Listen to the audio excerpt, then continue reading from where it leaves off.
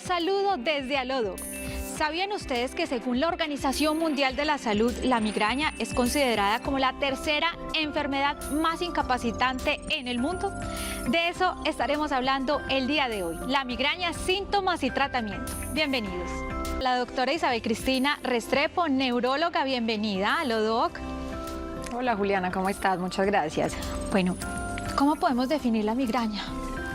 Bueno, la migraña es una enfermedad, eso es lo que todo el mundo tiene que entender, no es simplemente un dolor de cabeza y es una enfermedad en la cual el cerebro tiene un problema para adaptarse a los cambios y secundario a eso pues se producen varios síntomas, que el más conocido es el dolor de cabeza, pero no es el único que acompaña a esa enfermedad.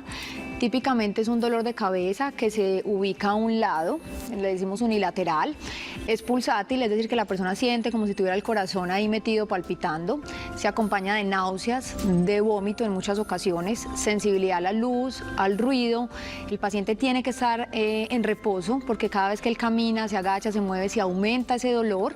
Y básicamente es una enfermedad que es recurrente, es decir, para yo hacer el diagnóstico de migraña, ese paciente debe tener esos síntomas de manera repetida. Y, o sea, se puede presentar como en varias ocasiones, varias veces al mes, incluso en la semana.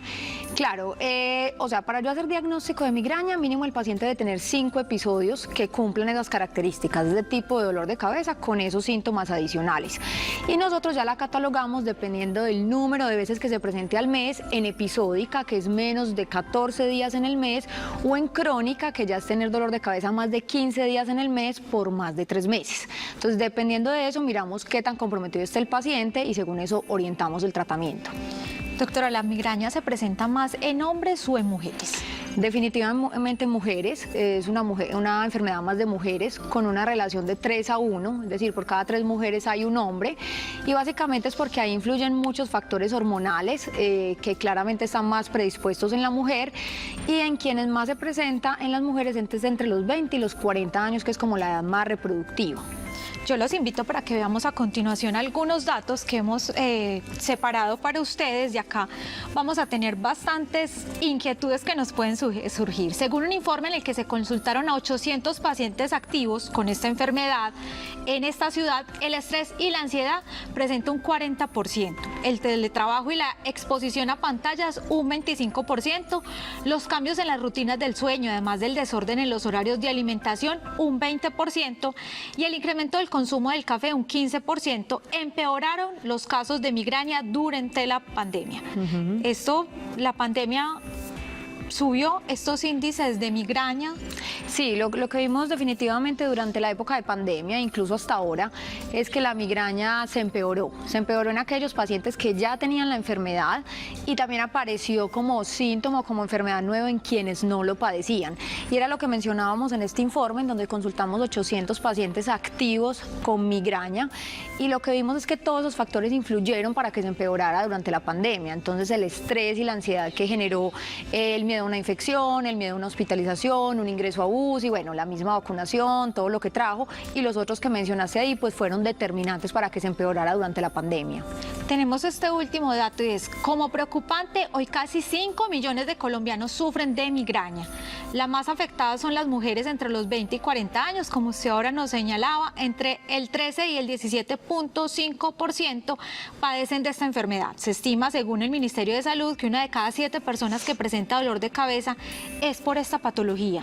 Sí, entonces el dolor de cabeza es un síntoma que lo pueden ocasionar muchas cosas, lo puede ocasionar una sinusitis, un golpe en la cabeza, la ruptura de un aneurisma, pero la migraña ya es como tal una enfermedad y como lo dijiste es más frecuente en mujeres y se dice que hasta el 15% de la población mundial sufre de migraña. ¿Qué tan peligrosa puede llegar a ser la migraña, doctora? A ver, más que peligrosa, la migraña es una enfermedad que deteriora significativamente la calidad de vida de los pacientes, porque tú vivir con un dolor de cabeza todos los días te impide trabajar, te impide hacer vida social, te impide cuidar a tus hijos, te impide un montón de cosas, te impide salir un fin de semana. Entonces, más que peligrosa, realmente genera mucho deterioro de la calidad de vida y es por eso que los pacientes deben recibir un tratamiento y no acostumbrarnos a decir, es que tengo dolor de cabeza y es normal, porque realmente dolores de cabeza normales no existen. Claro que nos habituamos a que el dolor esté ahí presente y lo dejamos pasar de lado. ¿Cómo sabe o cómo identifica un paciente que realmente debe pedir ayuda, que debe visitar ese especialista? Entonces, cuando un paciente tiene dolores recurrentes, hay un número que tenemos más o menos estimado y es que tiene más de 4 episodios de dolor de cabeza en el mes, sugestivos de migraña, con lo que ya mencionamos ahorita, o que es un paciente que tiene un solo dolor de cabeza al mes, pero es completamente incapacitante, le impide ir a trabajar 2-3 días, tiene que ir a urgencias a que lo inyecten, debe consumir múltiples analgésicos y a pesar de eso no se mejora el dolor, pues ya es una alerta de que no es simplemente una migraña que podemos manejar en casa con un acetaminofén o con un analgésico, sino que ya debemos consultar a un especialista. Doctora, ¿tiene algo que ver con los estilos de vida saludable, con una buena alimentación, con un buen sueño, el no tener estos síntomas de migraña? Claro que sí. Una recomendación que hacemos en los pacientes que padecen migraña es lo que llamamos el manejo no farmacológico, porque claro, pastillas pues muchas veces vamos a tener que tomar, pero la parte no farmacológica digamos que es lo más difícil de llevar a cabo, pero es en las cosas que más insistimos. Por lo que mencionaba ahorita, el cerebro del paciente migrañoso se le dificulta adaptarse a los cambios. ¿Qué son los cambios? Las luces, los ruido, las temperaturas. Entonces, ¿qué recomendamos? Muy buena hidratación durante el día, evitar exposiciones prolongadas y sin pausas en el transcurso del día, que eso fue una de las cosas que vimos en la pandemia, que no habían pausas, la gente estaba en teletrabajo, estudio virtual, entonces eso empeora bastante. Hacer actividad física se ha demostrado que ayuda en el control de la migraña. También meditación, yoga, todo lo que sea control del estrés, de las emociones. Tratar si el paciente tiene de base patologías como ansiedad o depresión también va a ayudar en el control de la enfermedad. Entonces le decimos al paciente que además de los medicamentos también hay que ayudarnos con esa parte no farmacológica. En algún caso, alguna de esas pastillas, alguno de esos medicamentos que recetan para estas migrañas puede llegar a crear dependencia. Claro, entonces acá es importante que le contemos a las personas que el dolor de cabeza se puede manejar tomándose una pastilla cuando hay la crisis de dolor o lo que nosotros llamamos manejo abortivo, pero no es el manejo más adecuado. ¿Por qué? Porque la mayoría de personas recurren a automedicarse o a ir a la farmacia. Entonces al final son personas que terminan consumiéndose 2-3 analgésicos todos los días de su vida y ya está demostrado que los analgésicos, entre yo más los consuma para dolor de cabeza, más van a empeorar mi migraña y se llama cefalea por sobreuso de analgésicos. Entonces lo ideal es que el paciente no recurra simplemente a tomar un analgésico para quitar el momento de la crisis, sino que hagamos un manejo en el largo plazo que llamamos preventivo, que lo que hace es disminuir la presencia de la enfermedad. Doctora, ¿esta migraña también se puede presentar en los pequeños, en los menores de edad? Sí, en teoría lo que dicen los criterios pues, de las sociedades de cefalea, dice que a partir de los 6 años el dolor de cabeza en los niños igual el más frecuente sigue siendo la migraña y es importante identificar que en los niños no necesariamente va a ser dolor de cabeza porque hay veces es difícil expresarlo para ellos, decir tengo náusea, sensibilidad a la luz, es muy difícil, pero puede ser un niño que se comience a aislar, que en el descanso del colegio prefiera estar un poco retirado, no ir a jugar precisamente por el dolor. ¿Qué tan el tratamiento, qué tan a largo plazo puede ser para llegar a sentir ya como estos, como los síntomas o llegar a sentir ya que un poco de alivio? Entonces ese tratamiento que te mencionaba que se llama preventivo profiláctico que busca disminuir la frecuencia, la intensidad de las crisis, la idea es hacerlo mínimo unos 6 meses, pero puede ser que el paciente requiera 1 o 2 años porque ¿qué pasa? Hay veces intentamos retirar la medicación y aparece la enfermedad. Entonces las personas me dicen, pero es que me voy a volver dependiente de eso. No, simplemente lo que está haciendo el medicamento es tratar una enfermedad, así como tratamos la diabetes, la hipertensión, el colesterol. Básicamente el medicamento tiene la misma función, controlar la enfermedad. Muchos de los mitos con estas pastillas o estos medicamentos es que produce sueño. ¿Es un mito o sí van ligados como al tema del sueño? Algunos grupos de medicamentos que utilizamos en la prevención de migraña pueden generar sueño. Normalmente lo que hacemos es enviarlos en la noche. Uno muy claramente le dice al paciente, mira, este te puede dar sueño, entonces lo vamos a tomar de noche. Hay personas que definitivamente no lo toleran y que hay que cambiárselos a otro porque no todos somos igual de sensibles a la medicación, pero no es una regla general para todos los medicamentos y en general, si son bien llevados, si se hace una dosis ascendente muy lenta del medicamento, si se le dan las indicaciones al paciente, la mayoría de personas lo acepta muy bien. Doctora, la invito para que leamos la siguiente pregunta de una de nuestras televidentes que nos escribe con respecto a este tema. La pregunta de ella es Dora Zapata y nos escribe, doctora, llevo 15 días con un dolor de cabeza que no desaparece ni con pastillas. ¿Qué hago para controlarlo?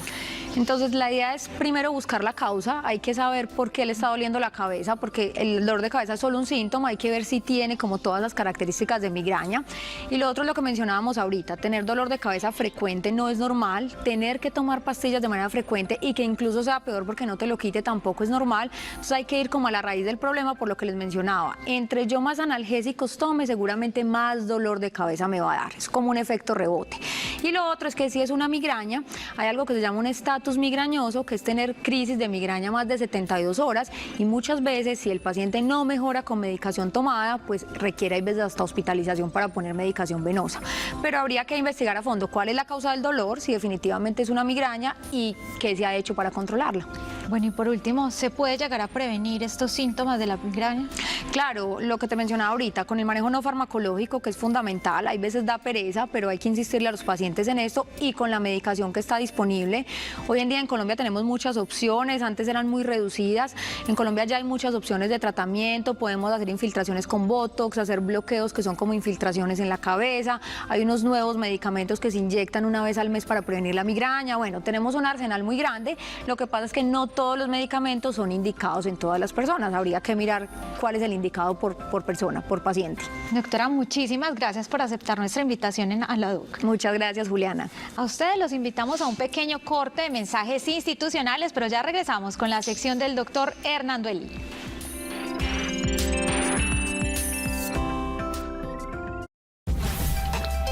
Estás viendo AlaDoc.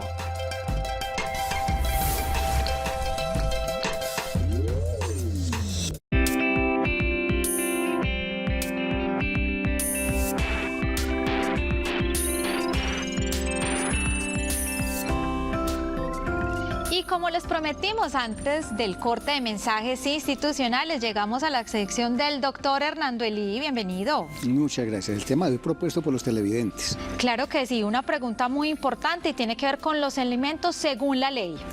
Y esto obedece a que nuestros jueces viven sobresaturados de demandas por cuota de alimentos, regulación de cuota de alimentos, y nuestros fiscales por el delito de inasistencia alimentaria, porque la gente desconoce que los alimentos como tal son un derecho y una obligación. Cuando hablamos de alimentos, ¿a qué nos estamos refiriendo, doctor Hernando? Es la obligación que se adquiere cuando se tiene un vínculo con otra persona, bien porque es un descendiente, bien porque es un ascendiente, bien porque se adquiere un vínculo a través de una convivencia que puede ser de tipo legal o convivencia que puede ser de hecho, cuando A se va a vivir con B o cuando se contrae el matrimonio. A partir de ahí surge la obligación de proveer alimentos a ese cónyuge y a los descendientes, es decir, los hijos, o en ciertas circunstancias a los ascendientes cuando no se tienen hijos, o teniendo los hijos, teniendo ascendientes que están en situación de vulnerabilidad. Bueno, yo le invito para que respondamos la siguiente pregunta de una de nuestras televidentes que nos escribe al correo electrónico aladoc@telemedellin.tv. Es Patricia Escobar y ella nos pregunta, ¿qué le pasa al que sin justa causa no provee alimentos a quienes tienen obligación de suministrarlos? Bueno, existen dos mecanismos para hacerle contención a esa persona que, teniendo la obligación sin justa causa, se sustrae de la obligación de proveer alimentos con quien sí tiene el derecho de proveérseles. Entonces se puede acudir o bien ante un juez de familia para que regule la cuota de alimentos, o se puede acudir ante la Fiscalía General de la Nación en denuncia penal por inasistencia alimentaria. ¿A quién se le deben obligatoriamente esos alimentos? En principio, de acuerdo al Código Civil colombiano, se le deben alimentos a los descendientes, es decir, a los hijos. Pero también de manera concomitante, no hay distinción, se le deben alimentos a los padres, se le deben alimentos a los hermanos, se le deben alimentos a aquella persona que está en situación de vulnerabilidad o discapacidad permanente. Pero esto tiene límites. Respecto de los hijos, se le deben alimentos hasta los 18 años o hasta los 25 si todavía está estudiando, está haciendo por lo menos una profesionalización, es decir, estudios universitarios.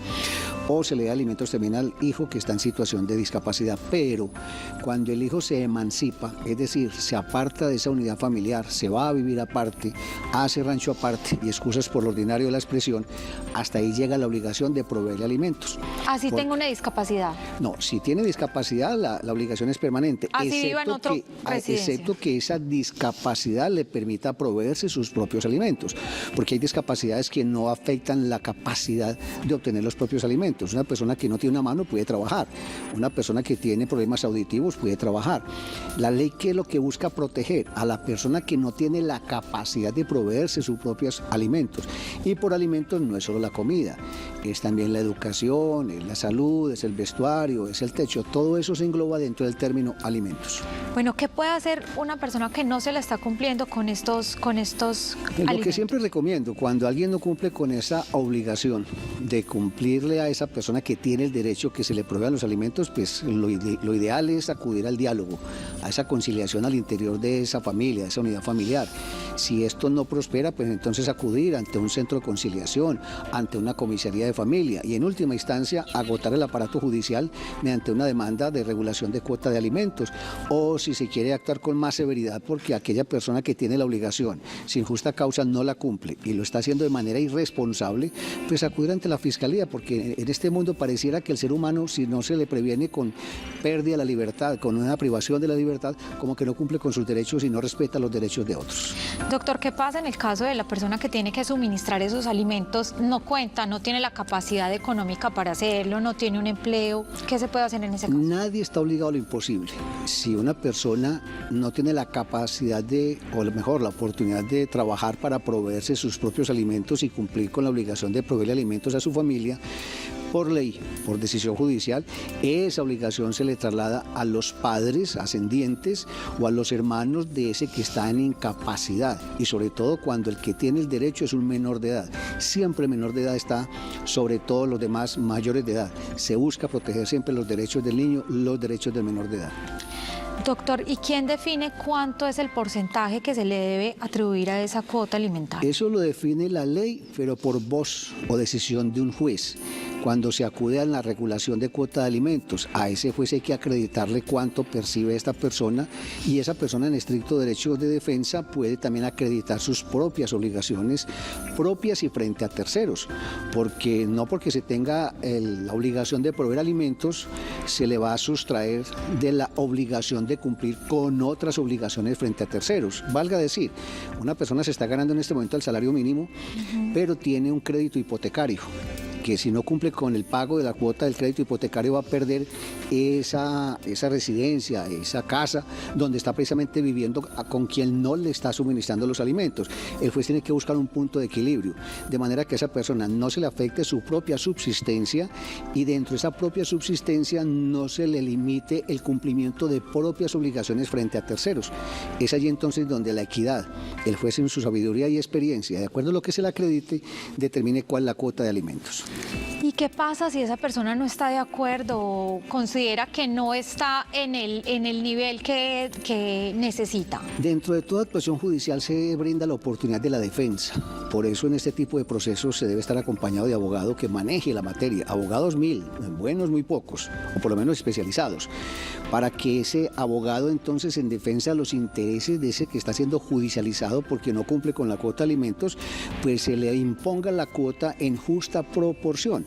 Puede que no le guste, pero para eso existe el mecanismo de la controversia jurídica, y una decisión de un juez se puede atacar por vía de recursos, recurso de reposición, recurso de apelación, para que quien sea ya el definitivo el que tome la decisión, esa decisión tenga estricto cumplimiento. Doctora Hernando-Eli, una reflexión que podamos hacer a estas personas que requieren de esa cuota alimentaria o requieren ejercer ese derecho. A ver, partir la olla para 4 o 5 es muy difícil. Por lo menos cuando se hace parte de una unidad familiar, todos debemos tener la conciencia de comemos de acuerdo a los ingresos de quien provee los alimentos. Y ya le dije, no es solo la comida, sino también el techo, educación, vestuario, etc. Hay que buscar la proporcionalidad y también la equidad. No exigir lo inexigible. No se le puede exigir a un padre de familia que les compre el queso azul y la botella de vino, como en España, que la sobremesa es botella de vino, aquí toma aguapanela o como es de guarapo o gaseosita. Son cosas que ya rompen con lo cotidiano, con lo ordinario. Entonces hay que buscar el punto de equilibrio en que lo que a mí se me da como alimentos sea proporcional y justo, no exigir imposibles. Y quien tiene la obligación, pues también tiene que cumplir con esa obligación en justa proporción. No puede puede destinar más gastos a su propio beneficio, a su propio placer, valga decir la rumba de cada 8 días, para sustraerse la obligación de mercar cada 8 días para esa unidad familiar. ¿Qué tal si invitamos a nuestros televidentes para que nos escriban el correo alodoc@telemedellin.tv? ¿Quiénes pueden escribir? Todos los ciudadanos que son nuestros fieles televidentes pueden hacernos las consultas en sus palabras sencillas, no tienen que buscar términos jurídicos. Aquí trataré de hacer el entendimiento necesario para absolver esas dudas, esas inquietudes y tratarlos de ubicar en el mundo del derecho, para que usted ejerza su derecho, pero también respete el derecho ajeno. ¿Cuáles son esas inquietudes que usted recibe en ese correo? ¿Cuáles son como las más recurrentes, doctor Hernández? En un alto porcentaje de problemas conyugales, la infidelidad, la inapetencia sexual, que perdono, no perdono, me divorcio, no me divorcio, pero son temas de mucha trascendencia y hay que tratarlos con guante de seda, porque a veces el concepto jurídico puede terminar afectando la susceptibilidad de ese receptor, de ese concepto. Me consultan mucho en materia de tránsito, en materia de deudas, el que sirve de fiador, el que sirve de codeudor, que el banco me está asfixiando con la cuota que no le pago, que qué debo hacer, que le escribo y no me contesta. Son muchísimas las preguntas, pero estoy tratando de absolverlas una a una. Doctor Hernando, llegamos al final de esta emisión. ¿Qué tal si le recordamos a nuestros televidentes la cita que tiene con nosotros de lunes a viernes a las 8:30 de la mañana? ¿Y en nuestros correos que son cuáles? Yo no puedo memorizarlos, les confieso que no les tiene doy. que escribirlo a alodoc@telemedellin.tv, porque yo sé que usted lo cogen en la calle mucho y le preguntan, entonces no se le puede olvidar. Un sentimiento de gratitud a estos transeúntes fieles televidentes que en el día a día me abordan en la calle a reconocer lo que hacemos por todos ustedes. Esa es nuestra razón de ser, nuestros